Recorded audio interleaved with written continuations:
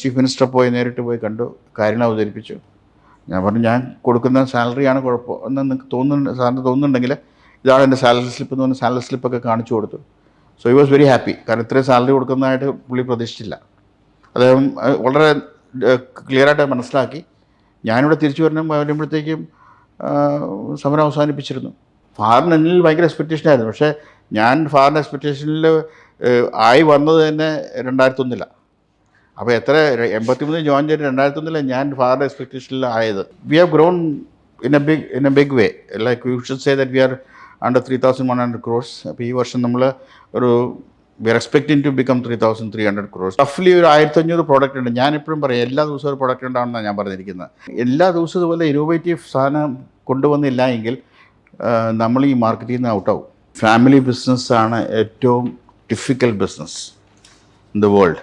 എനിക്ക് ഏറ്റവും കൂടുതൽ കിട്ടുന്നത് കസ്റ്റമറെ കാണുമ്പോഴാണ്. കാരണം കസ്റ്റമറായിട്ട് സംസാരിച്ചുകൊണ്ടിരിക്കുമ്പോൾ ഭയങ്കര ഇഷ്ടമാണ്.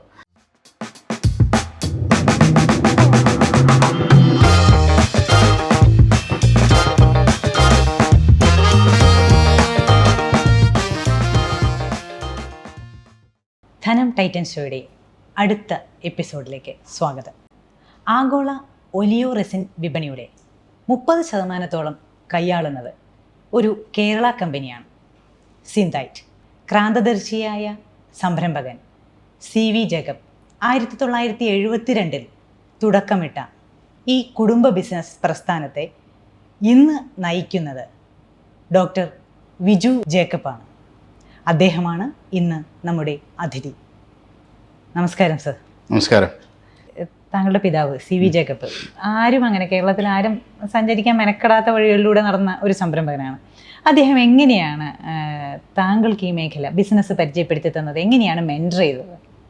ഡാഡി എന്നെ മെൻറ്റർ ചെയ്തതെന്ന് ചോദിച്ചു കഴിഞ്ഞാൽ, മെൻറ്ററിങ്ങും ഒരു സ്കൂൾ ടീച്ചറും പോലെ തന്നെയായിരുന്നു ഡാഡിയുടെ ഒരു പഠിപ്പിക്കുന്ന രീതി തന്നെ. കാരണം നമ്മൾ എല്ലാ ദിവസവും ഡാഡിയുടെ ഓഫീസിൽ ചെല്ലും, മുറി ചെന്ന് കഴിഞ്ഞാൽ നമ്മൾ എത്ര പ്രിപ്പയർഡായിട്ട് ചെന്നാലും ഒരു ഔട്ട് ഓഫ് ദ ബോക്സ് ഒരു ക്വസ്റ്റ്യൻ കാണും. ആ ക്വസ്റ്റ്യൻ നമ്മൾ പിടിക്കും.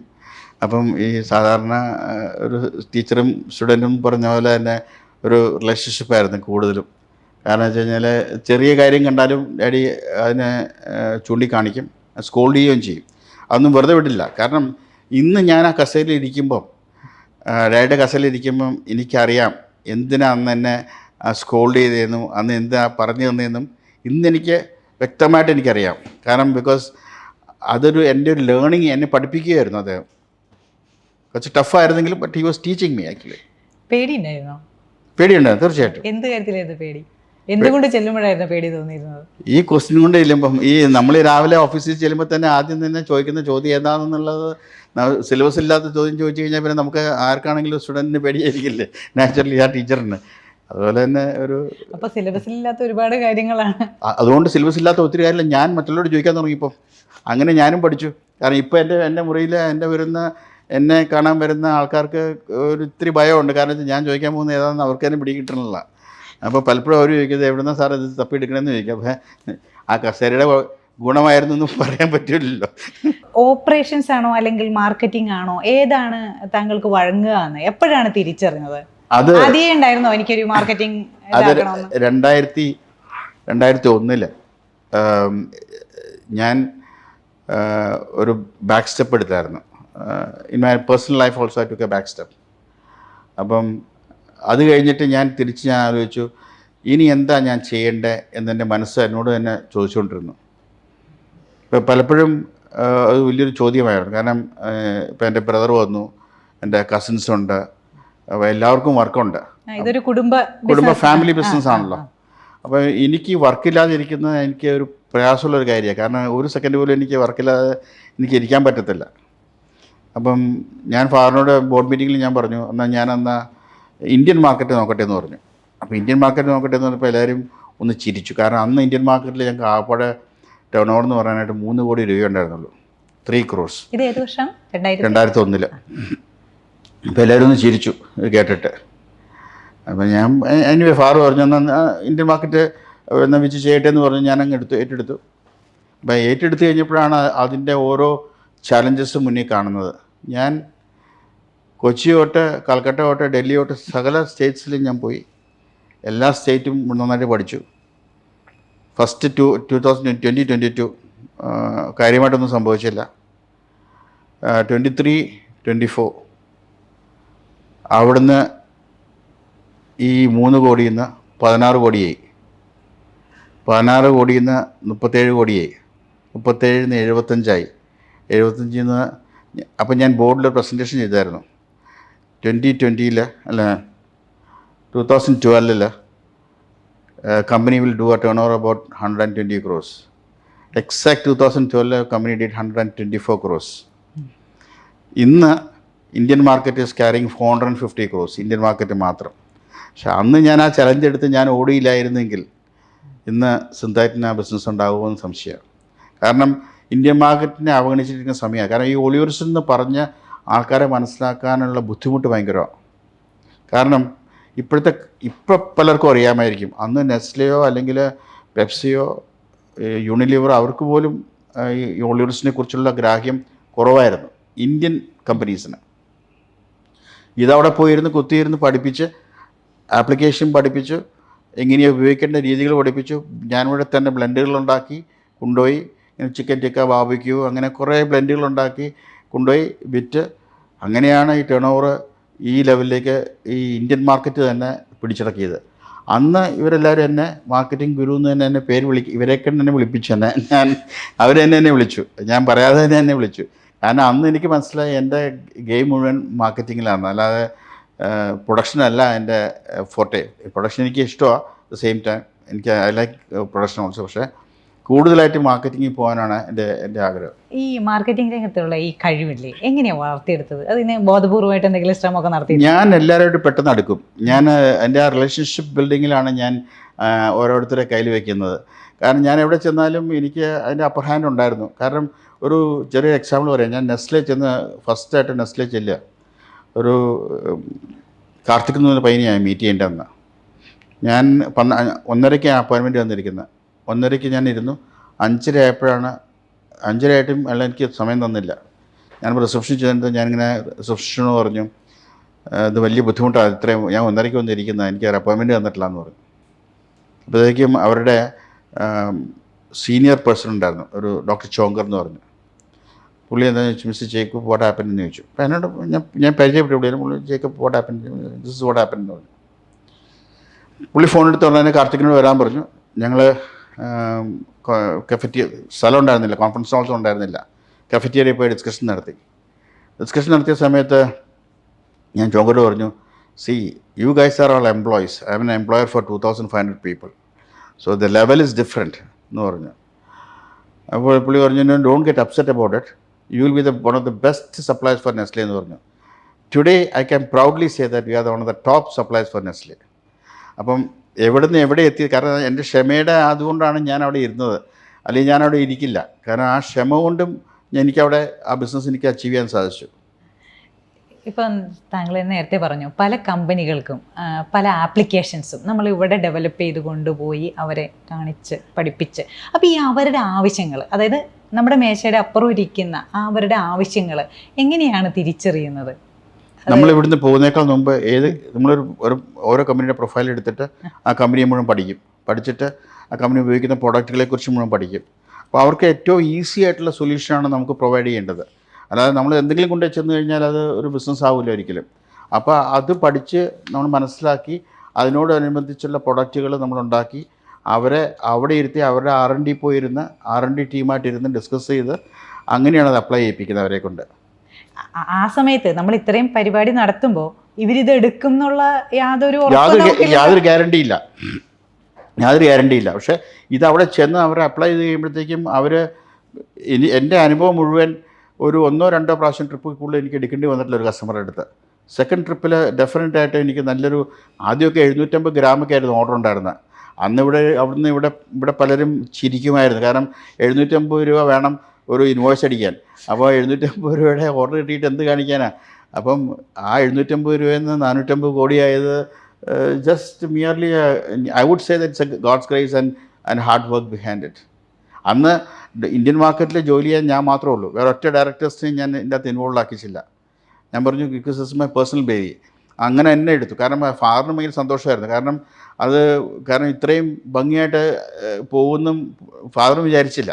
വളരെ വളരെ വളരെ വിപ്ലവകരമായ പല മാറ്റങ്ങൾക്കും ഈ സിന്തൈറ്റ് കാരണമായിട്ടുണ്ട്. ഇതേപോലെയുള്ള നൂതനമായ ഉൽപ്പന്നങ്ങളും ഉണ്ട്. അപ്പോൾ എങ്ങനെയാണ് ഈ ഓരോ മേഖലയിലും ഇന്ന ഉൽപ്പന്നം വേണ്ടി വരും, അല്ലെങ്കിൽ ഇന്ന മാറ്റം അവിടെ വേണം, അല്ലെങ്കിൽ ഈ പറഞ്ഞ പോലെ കുറച്ചും കൂടി ഈസി ആക്കണം, ഇങ്ങനെയുള്ള കാര്യങ്ങൾ എങ്ങനെയാണ് നേരത്തെ അറിയാൻ പറ്റുന്നത്? അതിൻ്റെ ഒരു ടെക്നിക്ക് എന്താ? ഇത് എൻ്റെ യാത്രയായിരുന്നു എൻ്റെ ഒരു വലിയൊരു സംഭവം. യാത്ര, പിന്നെ എക്സിബിഷൻസ് പാർട്ടിസിപ്പേറ്റ് ചെയ്യാൻ നേരത്ത് എല്ലാ സ്റ്റോളുകളിലും കയറി പുതിയ ഐഡിയാസ് ക്രിയേറ്റ് ചെയ്യാനായിട്ടുള്ള സ്കോപ്പ് ഉണ്ടോ നോക്കും. അപ്പം അങ്ങനെ എല്ലാ മേഖലകളിലും ഞാൻ ടച്ച് ചെയ്യും. പിന്നെ ഒരു കസ്റ്റമറോട് സംസാരിക്കാൻ നേരത്ത് ഞാൻ വളരെ ഫ്രണ്ട്ലി ആയിട്ട് സംസാരിക്കും. കാരണം എനിക്ക് കുറേ കാര്യങ്ങൾ കിട്ടണമെങ്കിൽ ഞാൻ കൂടുതൽ ഫ്രീ ആവണം, എന്നാലും എനിക്ക് അവരുടെ ഇൻഫർമേഷൻ എനിക്ക് കിട്ടത്തുള്ളൂ. പിന്നെ കുറേ ഫാക്ടറീസ് വിസിറ്റ് ചെയ്യാനുള്ള അവസരം കിട്ടി. അപ്പോൾ അങ്ങനെ നമുക്ക് ഒത്തിരി ഐഡിയാസ് സ്വയമായിട്ട് ക്രിയേറ്റ് ചെയ്യാൻ സാധിച്ചു. അതുകൊണ്ട് ഇപ്പോൾ ഒരു എക്സാമ്പിൾ പറഞ്ഞു കഴിഞ്ഞാൽ, ഒരു ഫാക്ടറി ചെന്നപ്പോൾ റോബോട്ടിക് പ്ലാന്റ് വർക്ക് ചെയ്യാനുണ്ട്. ഞാൻ ഇവിടെ വന്നിട്ട് ഞാൻ പറഞ്ഞു നമുക്കൊരു റോബോട്ടിക് പ്ലാന്റ് ഉണ്ടാക്കിയാൽ എന്താ എന്ന് ഞാൻ ചോദിച്ചു നമ്മുടെ ചീഫ് ഓപ്പറേറ്റിംഗ് ഓഫീസറോട്. അദ്ദേഹം പറഞ്ഞു സാർ നമുക്ക് ട്രൈ ചെയ്യാമെന്ന് പറഞ്ഞു. അപ്പോൾ ഞങ്ങളുടെ ഒരു ബ്ലെൻഡിങ് ലൊക്കേഷനുണ്ട്. ഈ 4-8 പ്രോഡക്റ്റ് കൂടി ഒരുമിച്ച് വന്ന് ബ്ലെൻഡ് ചെയ്തിട്ട് അതൊരു ക്യാനിലേക്ക് വരുന്ന ബാർബിക്യൂയൊക്കെ ഒറ്റ ബ്ലെൻഡായിരിക്കും. അതെല്ലാം പല പല പ്രോഡക്റ്റുകൾ കൂടി ഒരു ബ്ലെൻഡാക്കി ഒരു ക്യാനിലേക്ക് കയറും. അപ്പോൾ അത് 10-15 പേര് കൂടി ചെയ്തുകൊണ്ടിരുന്നൊരു സംരംഭമായിരുന്നു. അപ്പോൾ അതിൻ്റെ അകത്തേക്കായിരുന്നു എൻ്റെ കണ്ണും മുഴുവൻ. കാരണം വെച്ചാൽ അത് എങ്ങനെയെങ്കിലും സക്സസ്ഫുൾ ആക്കി എടുക്കണം. അപ്പോൾ ഞാൻ ഈ സിഇഒയോട് പറഞ്ഞപ്പോൾ പുള്ളി പറഞ്ഞു നമുക്ക് ഇന്ത്യയിൽ ബോംബെയിൽ ഒരാളുണ്ട്, നമുക്ക് വിളിച്ചു നോക്കാമെന്ന് പറഞ്ഞു. വിളിച്ചു കൂടെ വന്നു, ഡിസ്കഷൻ കഴിഞ്ഞു. 6 മാസം കഴിഞ്ഞിട്ടും സംഗതി സക്സസ്ഫുൾ ആയില്ല. ഒരു വർഷത്തിന് മേളിലെടുത്തു അത് സക്സസ്ഫുൾ സ്റ്റോറി ആക്കാനായിട്ട്. ഇന്നൊരു 10-40 കോടി രൂപയുടെ സാധനം ആ 15 പേര് ഇരുന്നിടത്ത് 2 പേരേ ഉള്ളൂ എനിക്ക്. കംപ്ലീറ്റ് റോബോട്ടാണ് ചെയ്യുന്നത്. അപ്പോൾ ഇങ്ങനെ ഐഡിയാസ് കിട്ടണമെങ്കിൽ ഇങ്ങനെ യാത്ര ചെയ്ത് ഓരോ സ്ഥലങ്ങളിൽ പോയി കണ്ട് നമുക്ക് പറ്റിയതാണെന്ന് നോക്കിയിട്ട് അതിനെ ഇംപ്ലിമെൻ്റ് ചെയ്യാൻ നമുക്ക് സാധിക്കണം. ഈ യാത്രയാണോ ഈ ആശയങ്ങളുടെ ഒരു 100% യാത്രയും കമ്മ്യൂണിക്കേഷനും. അതായിരുന്നു എൻ്റെ ഏറ്റവും വലിയ എൻ്റെ ഒരു സക്സസ് എന്ന് വെച്ചാൽ അതായിരിക്കും. ഇപ്പോൾ സിന്തൈറ്റിൻ്റെ വളർച്ചയിൽ താങ്കൾ വന്നിട്ട് പടിപടിയായിട്ടാണ് ഈ തലത്തിലേക്ക് എത്തത്. വളർച്ചയിൽ ഒരുപാട് നിർണായകമായ പങ്ക് വഹിച്ചിട്ടുണ്ടാവും. അതിലെ ഹൃദയത്തോട് ചേർന്ന് നിൽക്കുന്ന ഒരു കാര്യം ഏതാണ്? എന്നെ മാർക്കറ്റിംഗ് ഗുരു എന്ന് തന്നെ അംഗീകരിച്ചതായിരുന്നു എൻ്റെ ഏറ്റവും വലിയ ദിവസം. കാരണം ഞങ്ങളിവിടെ ഡയറക്ടേഴ്സ് തമ്മിൽ ഒരു ഡിവിഷൻ ഉണ്ടാക്കി. ഞങ്ങൾ ഓരോരുത്തർക്കും ഓരോ പോർട്ട്ഫോളിയോ കൊടുത്തൊരു ഡിവിഷനാക്കി മാറ്റി. ഇപ്പം അന്ന് എൻ്റെ കസിൻ ജോഷ് പോൾ ഉണ്ടായിരുന്നു, ഫാദറുണ്ട്, എൻ്റെ ബ്രദറുണ്ട്, എൻ്റെ ബ്രദർ ഇൻ ലോസ് 2 പേരുണ്ട്. ഓരോരുത്തർക്കും ഓരോ ഡിവിഷൻ ഇങ്ങനെ ഓരോ പോർട്ട്ഫോളിയോസ് കൊടുത്ത് മാറ്റിയ സമയത്ത് എനിക്ക് തന്ന പോർട്ട്ഫോളിയോ കംപ്ലീറ്റ് സെയിൽസും, അതായത് ഇൻ്റർനാഷണലും ഇന്ത്യൻ സെയിൽസും, ഹോട്ടലും, റെമഡയും റിവേറയും. സെയിൽസ് എനിക്ക് വലിയ പ്രശ്നം ഉണ്ടായിരുന്നില്ല. കാരണം ഇത് നമുക്കറിയാവുന്ന ഫുട്ബോൾ കളി പോലെ അറിയാവുന്നൊരു കളിയായിരുന്നുകൊണ്ട് ഇത് കളിക്കാൻ എളുപ്പമുണ്ടെന്ന് എനിക്കറിയാം. പക്ഷേ ഇത് ഞാൻ അന്ന് എൻ്റെ കയ്യിൽ ഏൽപ്പിക്കുമ്പം ഏതാണ്ട് 800 കോടി ഉണ്ടായിരുന്നു. ഞാൻ 1400 കോടി ഒറ്റ വർഷം കൊണ്ട് ആക്കി കൊടുത്തു. അപ്പോൾ അത് എനിക്ക് ഈ ഗെയിം കളിക്കാൻ നന്നായിട്ട് അറിയാം. പക്ഷേ ഹോട്ടൽ ഇൻഡസ്ട്രി എനിക്ക് യാതൊരു പിടിയില്ല. അപ്പോൾ ഹോട്ടൽ ഇൻഡസ്ട്രിക്കകത്ത് എന്താ ചെയ്യേണ്ടതെന്നോ യാതൊരു ഗ്രാഹ്യമില്ല. അപ്പം ഞാൻ പലരോടും ചോദിച്ച് മനസ്സിലാക്കി ഇതിൻ്റെ ടേൺ ഓവർ എങ്ങനെയാണ് ചെയ്യണം, അല്ലെങ്കിൽ ഇതിൻ്റെ ഹൗസ് കീപ്പിംഗ് എത്ര സമയം വേണം, ഇതിൻ്റെ റെസ്റ്റോറൻറ്റിൽ എത്ര ഷെഫുമാർ വേണം, എത്ര ഷൂ ഷെഫ് വേണം, ഇങ്ങനെ ഓരോ കാര്യങ്ങളും ഇതിൻ്റെ കുറേ ടെക്നിക്കാലിറ്റീസ് ഉണ്ട്. അത് മുഴുവൻ പഠിക്കാനായിട്ട് ഇങ്ങനെ പലരുടെ അടുത്ത് ചോദിച്ച് മനസ്സിലാക്കി അങ്ങനെ ഇരുന്ന് ഞാൻ എല്ലാ വെള്ളിയാഴ്ചയും ഉച്ച കഴിഞ്ഞിട്ട് അവിടെ പോയി ഇരുന്ന് എല്ലാവരുമായിട്ട് ഡിസ്കസ് ചെയ്ത് ഹോട്ടൽ മുഴുവൻ നടന്ന് കണ്ട് ഏതായാലും എൻ്റെ കയ്യിൽ ഏൽപ്പിച്ച് 2-ാം വർഷം ഞാൻ ലാഭത്തിലാക്കി സാധനം. ലാഭത്തിലാക്കിയത് മാത്രമല്ല, അതിൻ്റെ അകത്തുനിന്ന് ഒരു 5-8 കോടി രൂപ റിസോഴ്സിലേക്ക് മാറ്റാൻ പറ്റി. അപ്പം അതെങ്ങനെയാണ് മുറി നിറയ്ക്കാതെ ബിസിനസ് ആവില്ല. അവിടുത്തെ കാശെന്ന് പറയുന്ന റൂം ഫില്ല് ചെയ്യണം. ഏതായാലും ദൈവാനുഗ്രഹിച്ച് മുറി മുഴുവൻ ഫില്ലാവുന്നുണ്ട്, നല്ല ബാങ്കറ്റ്സ് വരുന്നുണ്ട്, നല്ല ഇഷ്ടംപോലെ കല്യാണ പരിപാടികൾ വന്നു. അങ്ങനെ ഒരു വലിയൊരു സംഭവമായിട്ട് അറിഞ്ഞോ അറിയാതെയോ അത് സംഭവിച്ചു കാര്യം. ഇന്നും അത് നല്ല പ്രോഫിറ്റബിളായിട്ട് റൺ ചെയ്യണു. അതൊക്കെയായിരുന്നു എൻ്റെ ഏറ്റവും വലിയൊരു അതാണോ ഏറ്റവും ഒട്ടും പരിചയമില്ലാത്ത മേഖലയായിരുന്നു അത്. ഈ ജീവിതത്തിലോ ബിസിനസ്സിലോ നേരിട്ട ഏറ്റവും വലിയ വെല്ലുവിളി എന്തായിരുന്നു? എനിക്ക് 2018 ഇവിടുത്തെ സമരമായിരുന്നു എൻ്റെ ഏറ്റവും വലിയ വെല്ലുവിളി. ഒരിക്കലും പ്രതീക്ഷിച്ചിരുന്നില്ല അങ്ങനെ ഒരു സംഭവം? ഒരിക്കലും പ്രതീക്ഷിച്ചില്ല.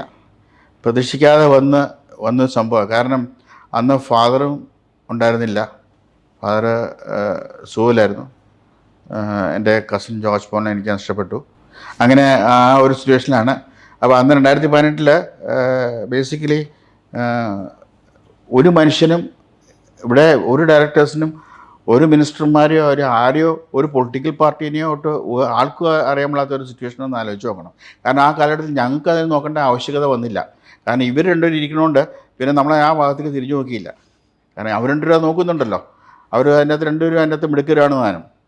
അപ്പം അങ്ങനത്തെ പ്രശ്നവുമില്ല. അങ്ങനെ ചെറിയ പ്രശ്നം ഉണ്ടെങ്കിൽ അത് ഫാറിൻ്റെ ലെവലിൽ തീർക്കും അത്. പക്ഷേ ഇത് ഞാൻ ട്രാവലിംഗ് ആയിരുന്നു. ഞാൻ ട്രാവൽ ചെയ്ത് പുറത്ത് പോയിട്ട് തിരിച്ചു വന്നപ്പോഴാണ് ഇതിൻ്റെ ഫൗണ്ടേഷനൊക്കെ ലേ ചെയ്ത് കഴിഞ്ഞു ഇവർ. അവസാനം ഒരു നിവൃത്തിയില്ല, ഒരു സമരം തുടങ്ങി. ഒരു നിവൃത്തിയില്ലാതെ വന്നു. ഞാൻ പിന്നെ ചീഫ് മിനിസ്റ്ററെ നേരിട്ട് പോയി കണ്ടു, കാര്യങ്ങൾ അവതരിപ്പിച്ചു. ഞാൻ പറഞ്ഞു ഞാൻ കൊടുക്കുന്ന സാലറിയാണ് കുഴപ്പം എന്ന് നിങ്ങൾക്ക് സാറിന് തോന്നുന്നുണ്ടെങ്കിൽ ഇതാണ് എൻ്റെ സാലറി സ്ലിപ്പ് എന്ന് പറഞ്ഞ സാലറി സ്ലിപ്പൊക്കെ കാണിച്ചു കൊടുത്തു. So I was very happy. കാരണം ഇത്രയും സാലറി കൊടുക്കുന്നതായിട്ട് പുള്ളി പ്രതീക്ഷിച്ചില്ല. അദ്ദേഹം വളരെ ക്ലിയറായിട്ട് മനസ്സിലാക്കി. ഞാനിവിടെ തിരിച്ചു വരുമ്പോഴത്തേക്കും സമരം അവസാനിപ്പിച്ചിരുന്നു.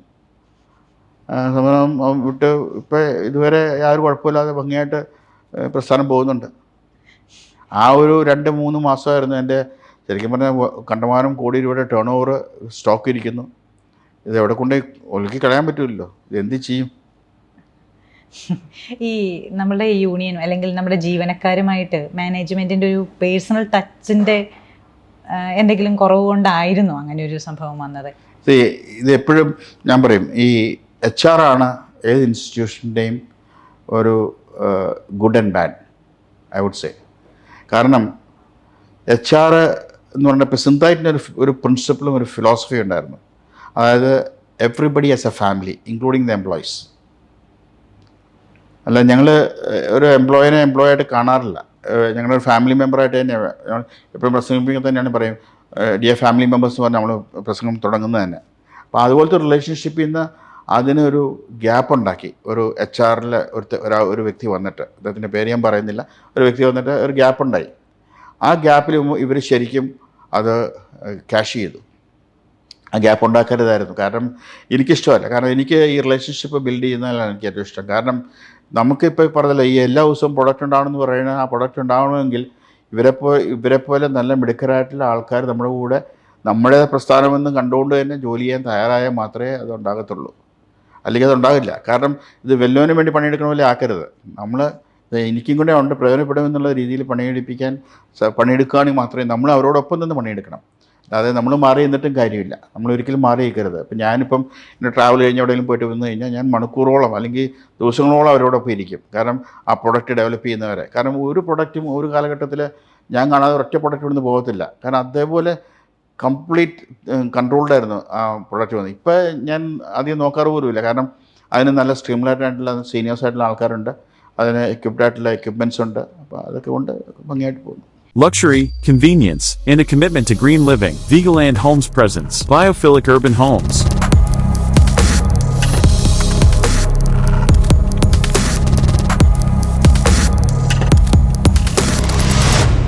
ഇപ്പോൾ നമ്മുടെ സിന്തൈറ്റിന് ഇപ്പോൾ എവിടെയൊക്കെയാണ് ഫാക്ടറി ഉള്ളത്? ഇപ്പോൾ സിന്തൈറ്റിന് ആന്ധ്രയിലുണ്ട്, ഓങ്കോൾ എന്ന് പറഞ്ഞ സ്ഥലത്ത്. അവിടെ കംപ്ലീറ്റ് ആ ഫാക്ടറി മുഴുവൻ ചില്ലി മാത്രമേ ചെയ്യുന്നുള്ളൂ. പിന്നെ ഹരിയർ എന്ന് പറഞ്ഞ ബാംഗ്ലൂർ ഒരു ഫാക്ടറി ഉണ്ട്. അവിടെയും ചില്ലി, സിലറി, കുറച്ച് ടേമറിക്, ഇതാണ് അവിടെ ചെയ്യുന്നത്. പിന്നെ കോയമ്പത്തൂർ ഫാക്ടറിയിൽ കംപ്ലീറ്റ് ഫ്ലവേഴ്സ്. ചൈനയിൽ മുഴുവൻ പാപ്രിക്ക എക്സ്ട്രാക്ഷൻ.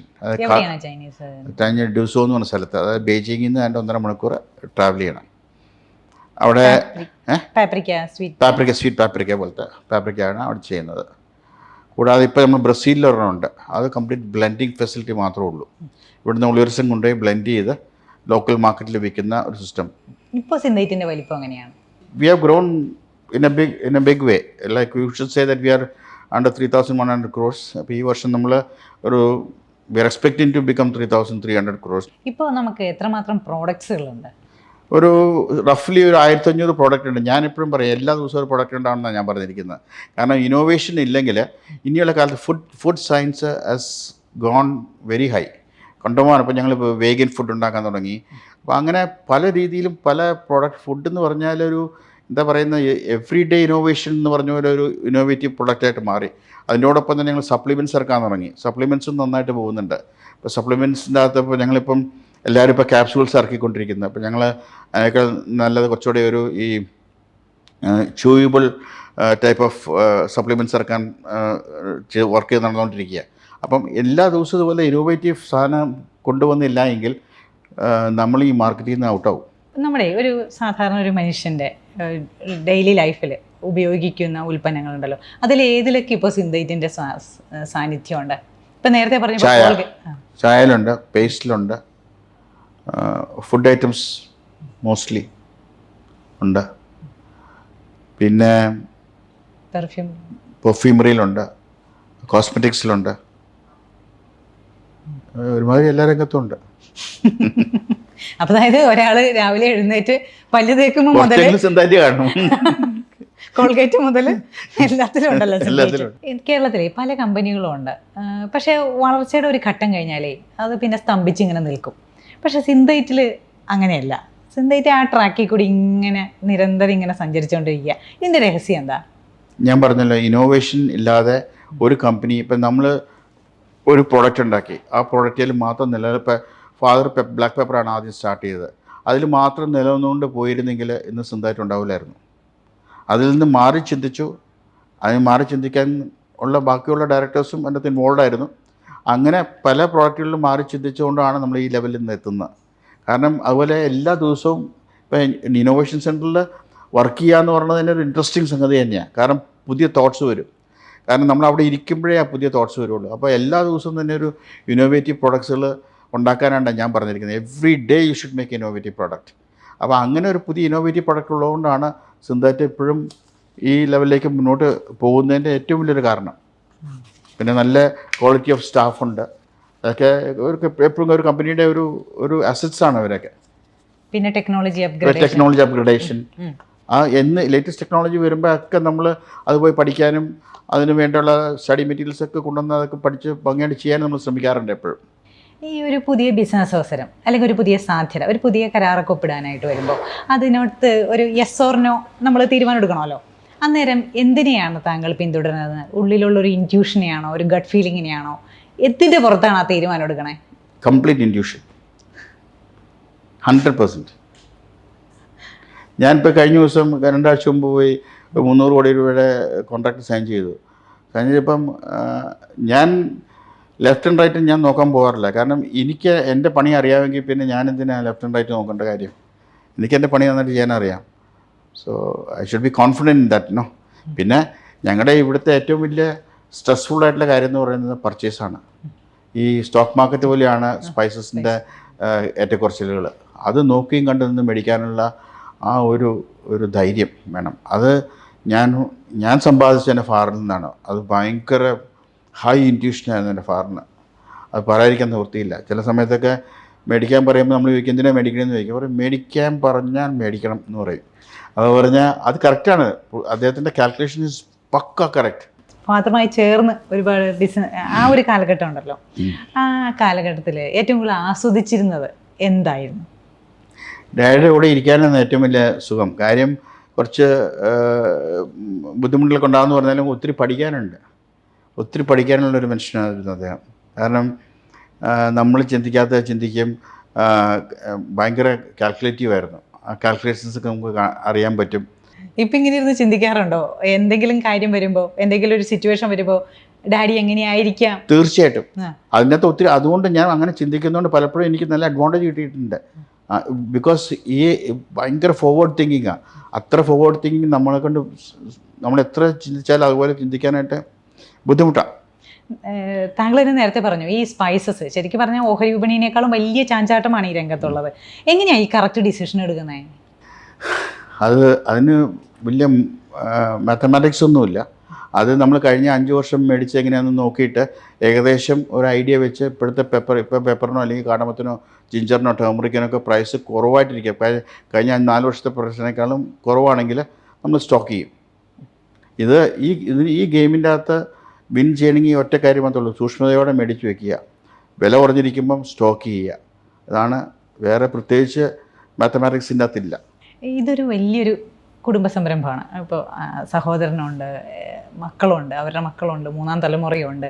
എങ്ങനെയാണ് ഈ കുടുംബ ബിസിനസ്സിനെ ഇങ്ങനെ വിജയകരമായിട്ട് നയിച്ചു കൊണ്ടുപോകുന്നത്? അതിൻ്റെ ടെക്നിക്ക് ഇപ്പോൾ ഒരു ഉദാഹരണം പറഞ്ഞു കഴിഞ്ഞാൽ, ഇപ്പോൾ സിമേഗ എന്ന് പറഞ്ഞ ഡിവിഷൻ തുടങ്ങിയിട്ടുണ്ട്. അത് ഒരു വ്യക്തിയെ ഏൽപ്പിച്ചിട്ടുണ്ട്. ഇൻറ്റഗ്രോ ഒരു വ്യക്തിനെ, ഒരു സിസ്റ്ററിൻ്റെ മോനെ ഏൽപ്പിച്ച്, അശോകനെ ഏൽപ്പിച്ചിട്ടുണ്ട്. സിമേഗ മറ്റേ ജോർജ് പോളിൻ്റെ മോനെ ഏൽപ്പിച്ചിട്ടുണ്ട്. പിന്നെ ഇവിടെ ഞങ്ങൾ 2 പേരുണ്ട് സിന്തൈറ്റിൽ, ഞാനും അജുവുണ്ട്. പിന്നെ പിന്നെ ആരോട് ഒരു കിരൺ, നാനേൻ്റെ മോൻ, പുള്ളിക്കും പ്രത്യേക ഹെർബലൈസേഴ്സ് പറഞ്ഞ കമ്പനി ഇട്ട് കൊടുത്തിട്ടുണ്ട്. അപ്പോൾ എല്ലാവർക്കും ഓരോ ഉത്തരവാദിത്വമുണ്ട്. ഓരോ കമ്പനിയുടെ സിഇഒമാരായിട്ട് അവർ ഇരിക്കുന്നു. പക്ഷേ they will report to me. അങ്ങനത്തെ ഒരു നല്ലൊരു ഐക്യമുണ്ട് എൻ്റെ അകത്ത്, ഒരു അണ്ടർസ്റ്റാൻഡിംഗ് ഉണ്ട്. പക്ഷേ ഏത് കാര്യത്തിലും ഈ ഫാമിലി ബിസിനസ് റൺ ചെയ്യാന്ന് പറഞ്ഞാൽ it is not an easy job. ഒട്ടും ഈസിയുള്ള കാര്യമല്ല.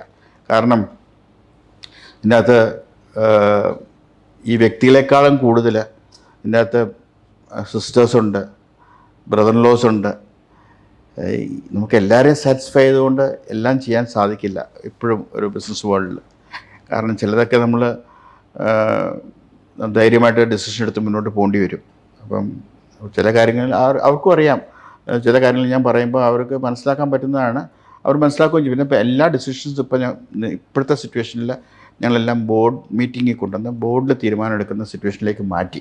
കാരണം ഇനി അടുത്ത വരുന്ന തലമുറ അതേപോലെ സിസ്റ്റം ഫോളോ ചെയ്തില്ല എങ്കിൽ എനിക്ക് എൻ്റെ ഇഷ്ടം പോലെ ഞാൻ ചെയ്യുക, വേറെ ആൾക്ക് വേറെ ഇഷ്ടം പോലെ ചെയ്യുക എന്നുള്ള സിസ്റ്റത്തിൽ നിന്ന് മാറ്റി ഒരു ബോർഡ് ഡിസിഷൻസിലേക്ക് കൊണ്ടുവന്നു.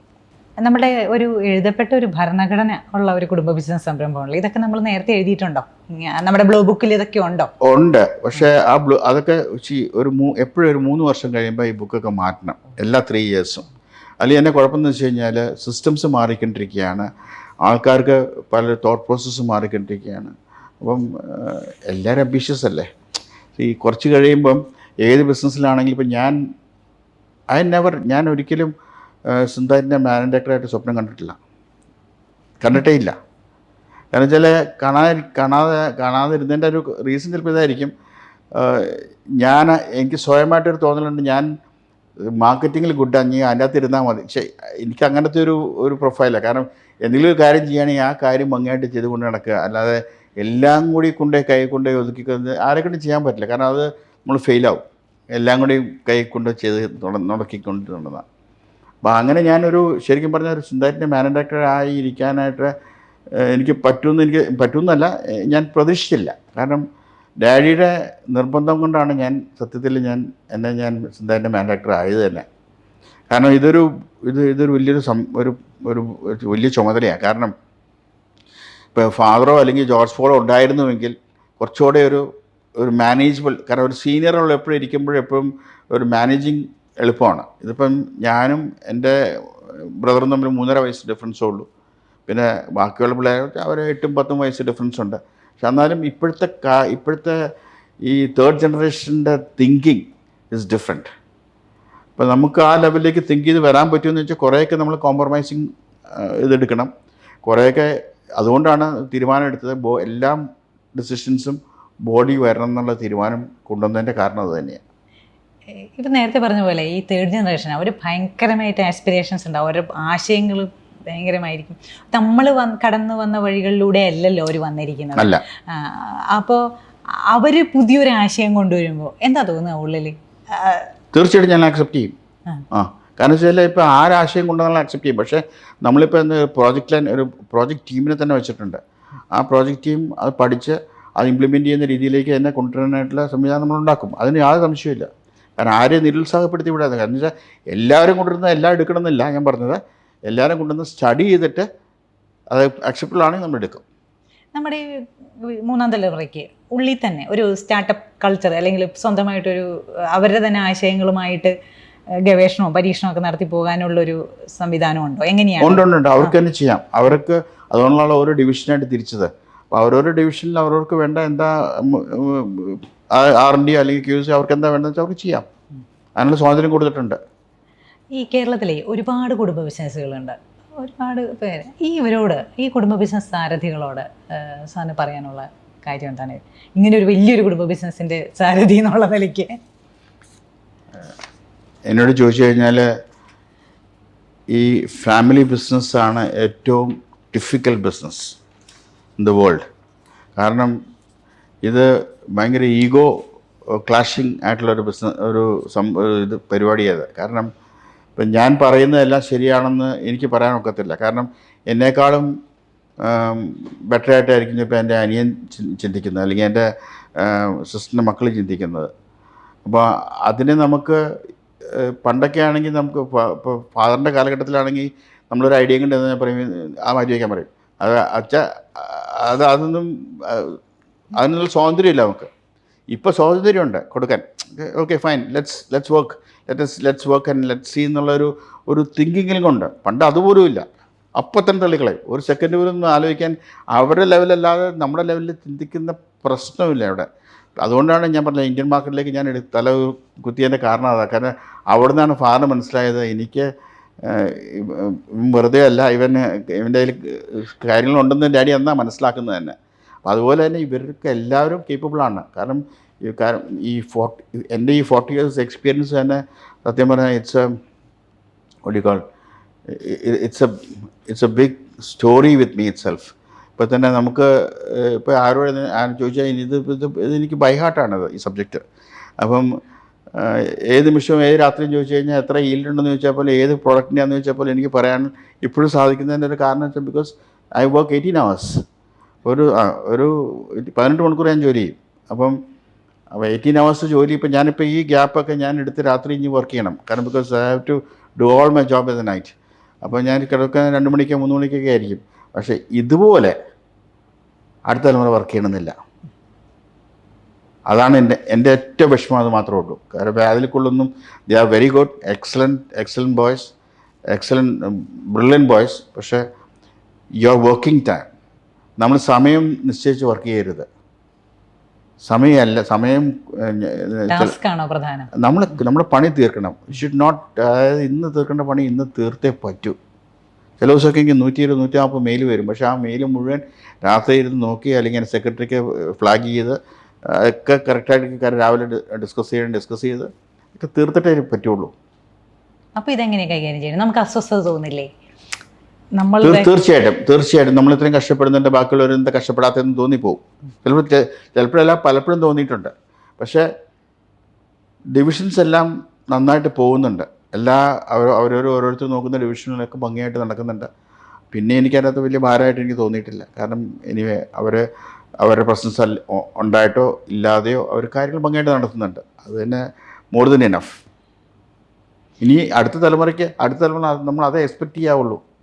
അതിലും മേളിൽ നമ്മൾ എക്സ്പെക്റ്റ് ചെയ്യരുത്. നമ്മൾ കൂടുതൽ എക്സ്പെക്റ്റേഷനിൽ ആരിലും ഉണ്ടാക്കരുത്.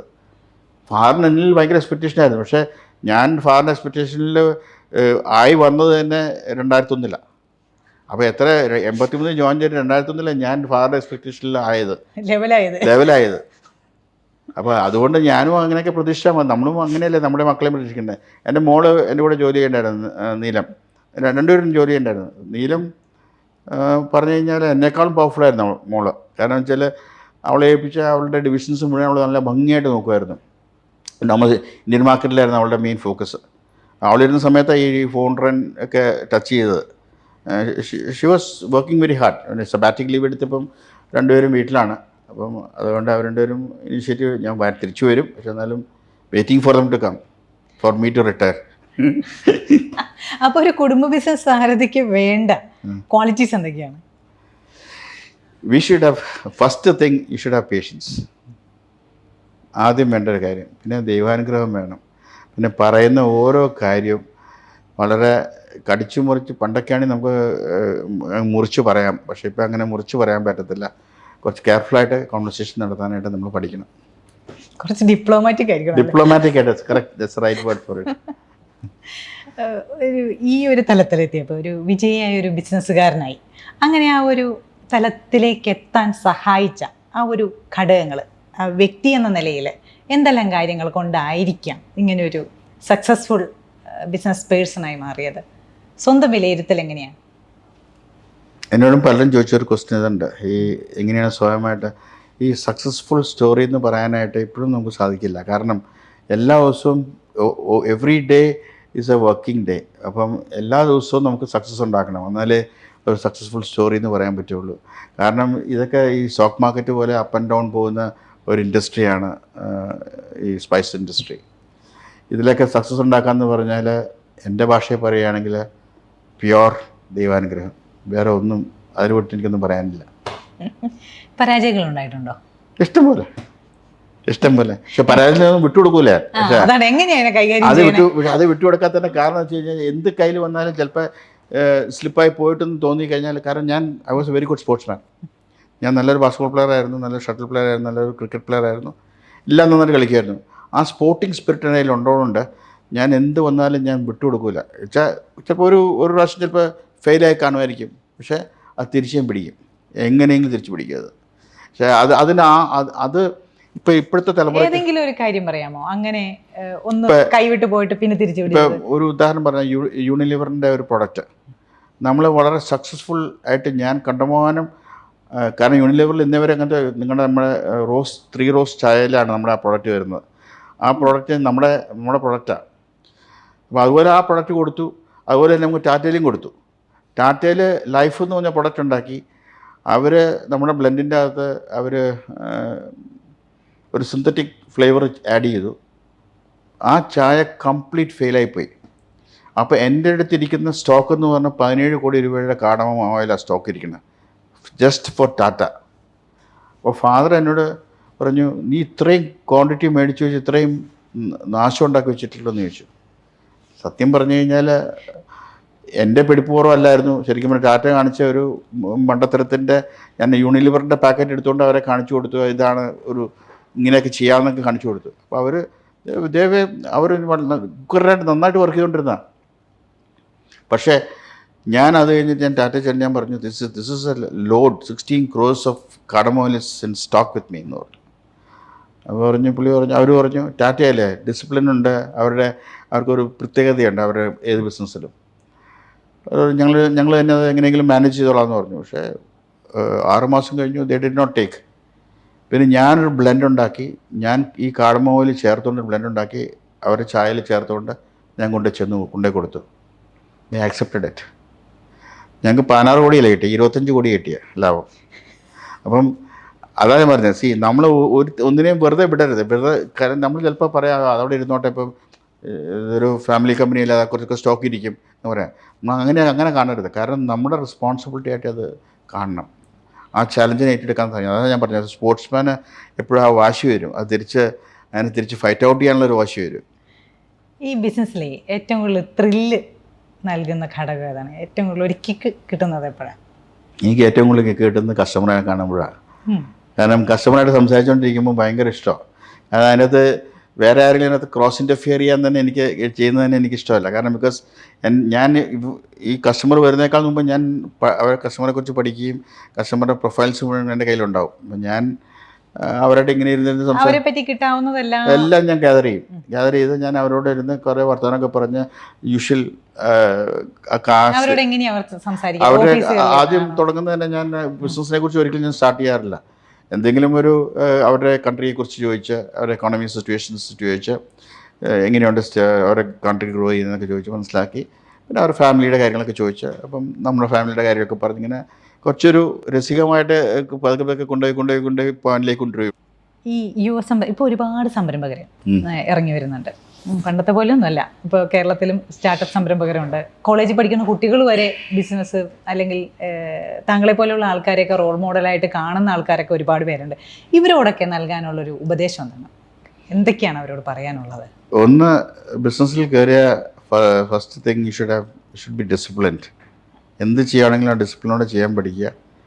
എന്ത് ചലഞ്ച് മുമ്പിൽ വന്നാലും അത് ഏറ്റെടുക്കാൻ തയ്യാറാകുക. നല്ലൊരു ക്യാരക്ടർ ഡെവലപ്പ് ചെയ്യുക.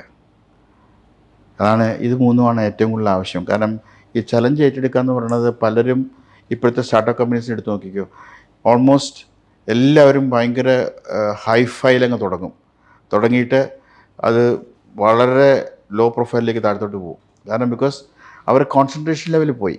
ബിക്കോസ് ആദ്യം ഈ കിട്ടിയ ക്യാപിറ്റൽ വെച്ച് ചെയ്യാവുന്നതിൻ്റെ മാക്സിമം അവർ ചെയ്ത് വയ്ക്കും.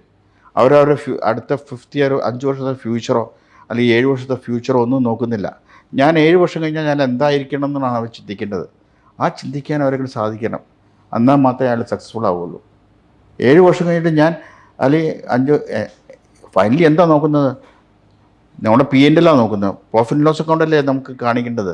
അല്ലാതെ ഞാൻ 10 പേര് മുമ്പിൽ പോയിട്ട് ഞാൻ ഈ ബിസിനസ് ചെയ്യേണ്ടത് കൊണ്ട് കാര്യമില്ലല്ലോ. അവരെ എല്ലാവരും എടുത്ത് ഏത് കമ്പനിയുടെ പ്രൊഫൈൽ എടുത്ത് നോക്കാൻ നേരത്തെ ആദ്യം നോക്കണേ തന്നെ പ്രോഫിറ്റ് ലോസ് അക്കൗണ്ട് നോക്കും. ആ കമ്പനിയുടെ അസറ്റ്സ് എത്രയുണ്ടെന്ന് നോക്കും. കൺവേർഷൻ ലെവൽസ് നോക്കും. ഗ്രോത്ത് പാറ്റേൺസ് നോക്കും. ഇതൊക്കെ കാണിക്കുക എന്നുള്ളതാണ് ഒരു സ്റ്റാർട്ടപ്പ് കമ്പനിയുടെ ഏറ്റവും വലിയ ആവശ്യം. ഇതൊന്നും ചിന്തിക്കാതെയാണ് പലരും ഇറങ്ങിത്തിരിക്കുന്നത്. ഇത് എന്തെങ്കിലും ആരെങ്കിലും ഒരാൾ പറഞ്ഞു കേട്ടു, എടുത്ത് ചാടി, ഒരു ചലഞ്ച് മുമ്പിൽ വന്നു, ടെൻഷനായി, ക്യാരക്ടർ നഷ്ടപ്പെട്ടു അവിടെ നമുക്ക്. കാരണം ക്യാരക്ടർ നഷ്ടപ്പെടുന്ന വെച്ചാൽ not any other manner, but നമുക്കത് ഡിസിപ്ലിൻ ചെയ്യാൻ പറ്റാതെ അത് നമ്മുടെ കയ്യിൽ നിന്ന് വിട്ടുപോകും ഓട്ടോമാറ്റിക്കലി. പിന്നെ ഫണ്ടിങ്ങിൻ്റെ ഇഷ്യൂസ് വരും. ഇതൊക്കെ മാനേജ് ചെയ്യണമെങ്കിൽ പ്രോപ്പറായിട്ട് തന്നെ ഗേജ് ചെയ്യാൻ പഠിക്കണം. അടുത്ത 7 വർഷം കഴിയുമ്പം ഞാൻ ഇവിടെ ഇൻവെസ്റ്റ്മെൻറ്റ് നടത്തുമ്പോൾ ഓരോ പ്രാവശ്യവും ഞാൻ പറയുന്നൊരു കാര്യമുണ്ട്, IRR കാണാൻ പറയും. എത്ര വർഷം കഴിഞ്ഞിട്ടാണ് നമുക്ക് ഈ പർട്ടിക്കുലർ പ്ലാൻ ഉണ്ടാക്കി കഴിഞ്ഞാൽ എത്ര വർഷം കഴിയുമ്പോഴാണ് നമുക്ക് എൻ്റെ റിട്ടേൺ ഓഫ് ഇൻവെസ്റ്റ്മെൻറ്റ് കിട്ടുക എന്നുള്ളത്. അത് എൻ്റെ മേശപ്പുറത്ത് വരാതെ ഞാൻ സാങ്ഷൻ ചെയ്യില്ല. ഒരു പേപ്പർ ഞാൻ ഒപ്പിട്ടില്ല. കാരണം അത് കമ്പൾസറിയാണ്. കാരണം അല്ലെങ്കിൽ എന്താ വെച്ചാൽ കമ്മിറ്റ്മെൻറ്റ് ഉണ്ടാവുമല്ലോ എന്നോട്. എന്തെങ്കിലും കുറേ കാശ് ചിലവാക്കി എന്തെങ്കിലും കുറച്ച് സാധനങ്ങൾ ഉണ്ടാക്കി എന്നുകൊണ്ട് കാര്യമില്ല. പക്ഷേ അതിനുള്ള കമ്മിറ്റ്മെൻറ്റ് ഉണ്ടാവണമെങ്കിൽ കറക്റ്റായിട്ടുള്ള IRR വേണം കയ്യിൽ. റിട്ടേൺ ഓഫ് ഇൻവെസ്റ്റ്മെൻറ്റ് 5 വർഷമെങ്കിൽ 5 വർഷം, 7 വർഷമെങ്കിൽ 7 വർഷം. But you should have that figure. പക്ഷേ ഇപ്പോൾ കാണുന്നത് ഈ പ്രോഫിറ്റ് ആൻഡ് ലോസ് അല്ലെങ്കിൽ ആ ലാഭക്കണക്ക് അതല്ലല്ലോ, വാല്യുവേഷൻ ആണല്ലോ. എല്ലാവരും ഒരു ഊതിവീർപ്പിച്ച കുമള പോലെ ഒരു വാല്യുവേഷൻ്റെ ഒരു ഇതിനകത്തേക്ക് പോകുന്നില്ലേ? അങ്ങനെ ഒരു വാല്യുവേഷൻ ഉണ്ട്. അത് എപ്പോഴാണ് വരുന്നത്? Understand company grows there is no valuation. Company grow ചെയ്താലല്ലേ വാല്യുവേഷൻ ഉണ്ടാവുള്ളൂ. ഇപ്പം ഞാനിപ്പോൾ തുടങ്ങിയ ഇപ്പോൾ 2077 തുടങ്ങിയിട്ട് ഞാൻ ഇപ്പോൾ നിൽക്കുകയാണെങ്കിൽ എനിക്കെന്താ വാല്യുവേഷനുള്ള? ഇന്ന് കമ്പനി ഗ്രോ ചെയ്തു, ഈ ലെവലിൽ എത്തിയതുകൊണ്ടല്ലേ എന്നെ വാല്യൂ ചെയ്യുന്നത്. അല്ലെങ്കിൽ ആര് വാല്യൂ ചെയ്യാനാ? സോ ആ ഫോക്കസ് ഇല്ല. ആ ഫോക്കസ് ഉണ്ടാവണം നമുക്ക്. ഫോക്കസ് ഉണ്ടെങ്കിലേ വാല്യുവേഷൻ കറക്റ്റ് ആകത്തുള്ളൂ. 5 വർഷം കഴിയുമ്പോൾ സിന്തേറ്റ് എന്തായിരിക്കും ഇനിയുള്ള 5 വർഷം? എൻ്റെ കാഴ്ചപ്പാടിൽ ഇപ്പം 6500 കോടി ടച്ച് ചെയ്യും. ഓഹരി വിപണിയിൽ ലിസ്റ്റ് ചെയ്യുമോ കമ്പനി? ഓഹരി വിപണിയിൽ ലിസ്റ്റ് ചെയ്യാൻ സാധ്യതയുണ്ടോ സിന്തേറ്റ്? ഇന്ത്യൻ ഓഹരി വിപണിയിൽ ലിസ്റ്റ് ചെയ്യുമോ? തീർച്ചയായിട്ടും. എന്നത്തേക്കാണ് അതിനൊരു വെരി ഷോർട്ട്ലി 2025-നുള്ളിൽ ശ്രമിച്ചുകൊണ്ടിരിക്കണം. ഈ സിന്തേറ്റ് ഫുഡ് പാർക്ക് ഇപ്പോൾ ഒരുപാട് പുതിയ നേരത്തെ പറഞ്ഞ പോലെ വീഗൻ ഫുഡ്സ് അങ്ങനെയുള്ള പുതിയ കാര്യങ്ങളൊക്കെ ഉണ്ടല്ലോ. എന്താണ് ആ ഒരു ഡിവിഷൻ അല്ലെങ്കിൽ അങ്ങനെ ഒരു സംഭവത്തിൻ്റെ ഒരു കാരണം? എല്ലാം don't put all eggs in one basket എന്ന് പറഞ്ഞ പോലെ എല്ലാം കൂടി ഒരു സ്ഥലത്ത് കൊണ്ട് വെച്ചിട്ട് ശരിയാവില്ലാത്തതുകൊണ്ടാണ് പാർക്ക് പോലെ തുടങ്ങിയത്. പാർക്ക് പോലെ തുടങ്ങിയിട്ട് ഓരോ ഇൻഡിപെൻഡൻസി കൊടുത്തു. ഇപ്പോൾ സിമയ്ക്ക് പോലോ ജോർജിനെ ഏൽപ്പിച്ചു, ഇൻഡഗ്രോ അശോകിനെ ഏൽപ്പിച്ചു, ഹെർബലൈസേഴ്സ് ജേക്കബ് നാനാനെ ഏൽപ്പിച്ചു. അങ്ങനെ ഓരോരുത്തരെ ഏൽപ്പിച്ചപ്പോൾ ഓരോ ഡിവിഷൻസായിട്ട് മാറി. ആ ഡിവിഷൻസൊക്കെ ഗ്രോ ചെയ്തു. അപ്പോൾ ഒരു പാർക്കാവാതിരിക്കാൻ നിവൃത്തിയില്ലാതെ വന്നു. അപ്പം വെച്ചാൽ ഇതെല്ലാം കൂടെ കൊണ്ടുവന്ന് ഇവിടെ വന്ന് ഞാനും എൻ്റെ അനിയനോട് മാത്രം നോക്കണമെന്ന പരിപാടിയായിട്ട് മാറരുത്.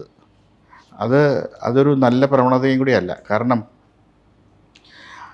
ഇതൊക്കെ കുറച്ച് കഴിയുമ്പം അതിൻ്റെ ഗ്രോത്തിനെ ബാധിക്കും. ഇത് ഗ്രോത്ത് ശരിക്കും വന്നതിൻ്റെ ഒരു റീസൺ ബിക്കോസ് ഇങ്ങനെ ഡിവിഷനായിട്ട് മാറിയത് കൊണ്ടാണ് ഇത്രയും ഗ്രോത്ത് എടുക്കാൻ ഗ്രൂപ്പ് ടേൺ ഓവർ ചെയ്യാൻ സാധിച്ചത്. അപ്പോൾ നമ്മളെ ഓഹരി വിപണിയിലേക്ക് പോകുമ്പോൾ ഏതെങ്കിലും ഒരു ഡിവിഷൻ ആയിരിക്കുമോ പോവുക, അല്ലെങ്കിൽ എത്ര കോടി ടേൺ ഓവർ എത്തിയിട്ടായിരിക്കും പോവുക? അങ്ങനെയുള്ള ചർച്ചകൾ എന്തെങ്കിലും നമ്മൾ ഇന്ത്യ അല്ല, നമ്മൾ സിന്തായിട്ടായിട്ടേ പോകത്തുള്ളൂ. സിന്താറ്റിനല്ലേ ബ്രാൻഡുള്ളൂ. സിമേഗയും ഇൻഡഗ്രോ എന്നൊക്കെ പറഞ്ഞു കഴിഞ്ഞാൽ സിന്താറ്റിൻ്റെ സബ്സിഡറീസ് അല്ലേ? അല്ല, ഒരു പക്ഷേ 24 അല്ലെങ്കിൽ 25 മിക്കവാറും ഒരു 2 വർഷം പോകണ്ട, അതിനൊക്കെ മുമ്പ് മിക്കവാറും ഇറങ്ങും.